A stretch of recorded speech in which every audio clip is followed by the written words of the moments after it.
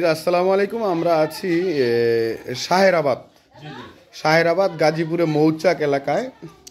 এখানে আমরা আসছি আমার বড় ভাই মনির ভাইয়ের শ্বশুর বাড়িতে। এসে যা দেখতে পেলাম, প্রত্যেকটা বাড়িতে কিন্তু এরকম সুন্দর করে পরিবেশ তৈরি করে কিন্তু কিছু গরু লালন পালন করা হয়, বিশেষ করে কুরবানির সময়।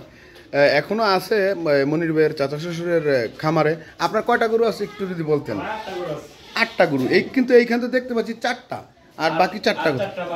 এটা কি বাছুর নিয়ে না বাছুর ছাড়া মিলে?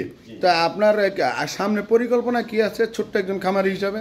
সামনে পরিকল্পনা গাভী থেকে বাচ্চা হয়, বাচ্চা হওয়ার পরে বাচ্চা লালন পালন করার পরে আরো বড় পরিসরে করার কোনো ইয়ে আছে? আরো বড় পরিসর করার চিন্তা ভাবনা আছে। যেহেতু আপনার পরিবেশটা আমার কাছে খুব পছন্দ হয়েছে, একটু যদি দেখাই বন্ধুরা, গাভীর যে খাবারের যে পরিবেশনটা, যেমন থালা, যে আমরা মানুষ যে খাই না থালা, গাভীরও কিন্তু এরকম খাওয়ার একটা পরিবেশ তৈরি করা, চাইরা যেটা বলে আমাদের বাংলাদেশি ভাষায়, উনি কত সুন্দর করে এটা করেছে।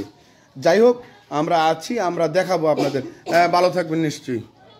আসসালামু আলাইকুম।